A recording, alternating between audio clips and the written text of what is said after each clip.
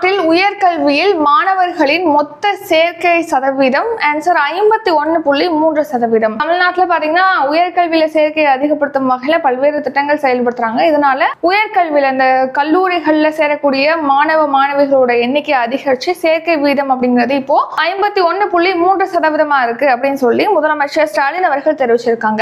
தமிழ்நாட்டுல பாத்தீங்கன்னா முதன்முறையாக துணைவேந்தர்கள் கூட்டம் முதலமைச்சர் தலைமையில நடந்திருக்கு. அதாவது இதுக்கு முன்னாடி ஆளுநர் தலைமையில தான் நடக்கும். இப்போ துணைவேந்தர்கள் கூட்டம் பாத்தீங்கன்னா முதலமைச்சர் மு.க. ஸ்டாலின் அவர்கள் தலைமையில சென்னையில நடந்திருக்கு. இப்போ ரீசெண்டா தான் உச்சநீதிமன்றம் ஒரு தீர்ப்பு வழங்கியிருப்பாங்களே 10 மசோதாக்கள் செல்லும் அப்படின்னு சொல்லிட்டு ஆளுநர் ஒப்புதல் அளிக்காம பெண்டிங் போட்ட அந்த மசோதாக்கள்லாம் இப்போ அதுக்கு அனுமதி அளிச்சிருக்காங்க. அது அமலுக்கு வந்திருக்கு அப்படின்னு சொல்லி நம்ம பார்த்தோம் இல்லையா. அதன்படி இப்போ துணைவேந்தர்கள் கூட்டம் முதலமைச்சர் ஸ்டாலின் அவர்கள் தலைமையில சென்னையில நடந்திருக்கு. அதுல பேசிய போது அவர் என்னென்னலாம் சொல்லியிருக்காரு ஸ்டாலின் அவர்கள் அப்படின்னு பார்த்தோம்னா, உயர்கல்வியில பாத்தீங்கன்னா தமிழ்நாட்டுல மொத்த சேர்க்கை விகிதம் அப்படிங்கிறது 51.3% அதிகரிச்சிருக்கு. இது இந்தியாவோட ஒப்பிடும்போது தேசிய சராசரியை விட 2 மடங்கு அதிகம் அப்படின்னு சொல்லி தெரிவிச்சிருக்காங்க. நம்ம தமிழ்நாட்டுல தேசிய கல்விக் கொள்கையை அமல்படுத்தணும். ஏன்னா தேசிய கல்விக் கொள்கையில இணைஞ்சிச்சே மாநிலம் அப்படின்னா அதுல 50% சேர்க்கை வீதமானது அதிகரிக்கும் அப்படின்னு சொல்லி தெரிவிச்சிருக்காங்க. ஆனா இந்த தேசிய கல்விக் கொள்கையில சேராமே நம்ம தமிழ்நாடு இந்த இலக்கை எட்டியிருப்பதாக அவர் தெரிவிச்சிருப்பாரு. தேசிய கல்விக் கொள்கையில என்ன தெரிவிச்சிருக்காங்கன்னா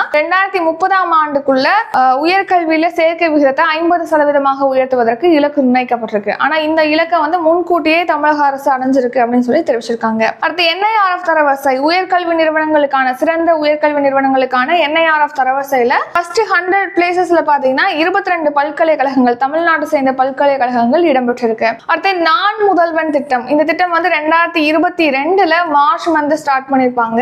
இந்த நான் முதல்வன் திட்டத்தினால 27 லட்சத்துக்கும் மேற்பட்ட மாணவர்கள் பயிற்சி பெற்றிருக்காங்க. இதன் மூலமாக 1,19,000 பேர் வேலை வாய்ப்பு பெற்றிருக்காங்க அப்படின்னு சொல்லி தெரிவிச்சிருக்காங்க. நான் முதல்வன் திட்டமே இளைஞர்களுக்கு பயிற்சி அளிக்கணும், அதுக்கேற்ற மாதிரி வேலை வாய்ப்பு அவங்களுக்கு பெறணும் அப்படிங்கிறதுக்காக தான் இந்த ஸ்கீம் ஸ்டார்ட் பண்ணிருப்பாங்க.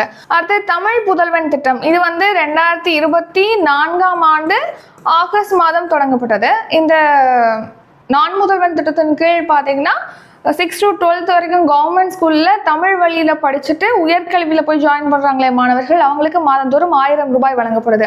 புதுமை பெண் திட்டம்ங்கிறது 2022ஆம் ஆண்டு செப்டம்பர் மாதம் ஸ்டார்ட் பண்ணிருப்பாங்க. இது என்னன்னா 6 to 12 வரைக்கும் கவர்மெண்ட் ஸ்கூல்ல படிச்சுட்டு உயர்கல்வியில போய் ஜாயின் பண்ணக்கூடிய மாணவிகளுக்கு மாதந்தோறும் 1000 ரூபாய் இந்த திட்டத்தின் கீழ் வழங்கப்படுது.